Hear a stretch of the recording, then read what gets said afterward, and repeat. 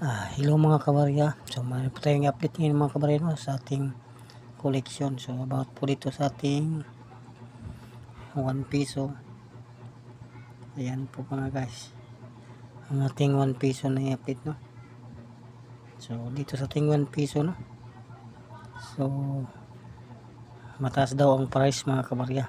So yan po yung alamin ngayon mga kabarya no, kung magkano na ang price dyan. Kaya huwag po kayo mag-skip ng videos lalo sa mga baguhan no. Ay alamin na natin ang price nito mga kabarya, yung tunay na price no sa mga collector mga kabarya. So ito pamilyar ba sa inyo ito mga kabarya, itong 1 piso. Ito ay 1985 no. So yan 1985, ito po yung kalabaw mga kabarya. So yan po ating update na sa inyo. Alam ko marami kayong may hawak dyan, so marami yung barya na yung mga kabarya. So alamin natin ang price yan mga kabarya sa ating 1 piso no, na ito po mga kabarya ay 1975 po hanggang 1982 po mga kabarya no. So ito po ang ating kalabaw. So 1983 hanggang 1990 ang nag-circulate sa ating circulation mga kabarya. So ngayon na-demonetize na po yan mga kabarya, kaya marami pong may hawak dito mga kabarya. So ito ay ang ating barya ay so old na mga kabarya no. So old na siya dahil may bago ng barya natin. So ang ating barya na bago ay BSP at yung nickel plated steel mga kabarya. So yung BSP malapit na rin mawala mga kabarya. So ito ay talagang old na rin mga kabarya no.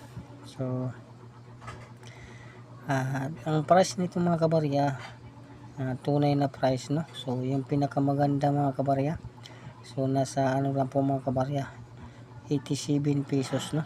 So yun po ang price sa mga collector no. Yun ay UNC na po yun mga kabarya. Ibig sabihin po brilliant and circulated po ay 82 pesos lang mga kabarya. So sa pagganito ng barya natin, medyo sagwa na tingnan mga kabarya. So halos wala ng price sa collector yan mga kabarya no. So ganun din to mga kabarya, hindi lang sila nakakalayo ng mga price mga kabarya.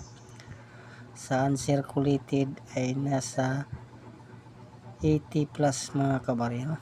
86 nandyan mga kabarya sa ating kalabaw no na piso.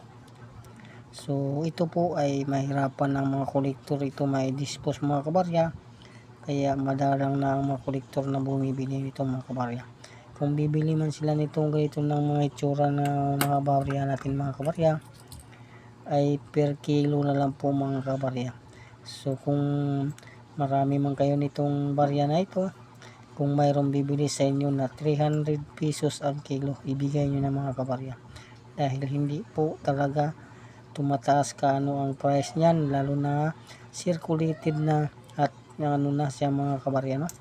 So may mga tama na mga kabarya, katulad na may mga itim-itim na, so wala nang ganong kolektor na nangungunik nito no. Ito ay binibili din sa mga company mga kabarya, ay gagawin na po ito na barya uli mga kabarya, tutunawin uli at gagawin barya uli mga kabarya. So ang bibili na lang ang mga ganito mga kabarya, so yung pong Bangko Sentral ng Pilipinas no, kung marami ka mga kabarya.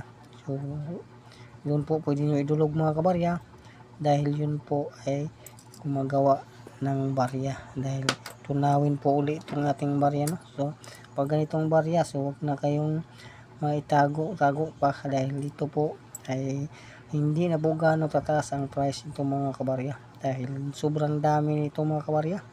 Maraming taong may hawak yan ng mga kolektor, mga sako-sako na yung mga hawak nila mga kabarya, yung nitong ating barya no.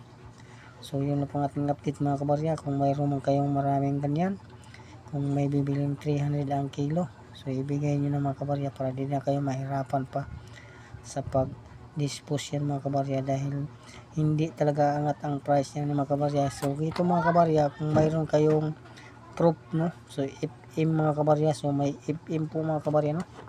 So may FM po nakalagay dito, so yun po ay tawag proof, yun lang po ang tumataas ang price, no?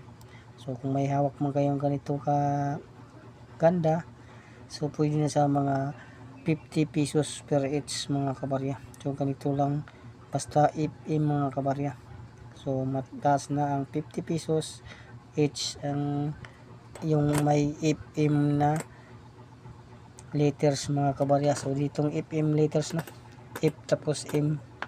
Kung mayroon kayo noon, may price yun sa mga kolektor dahil proof po yun mga kabarya.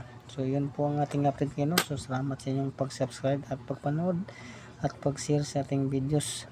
Maraming salamat mga kabarya. Bye bye.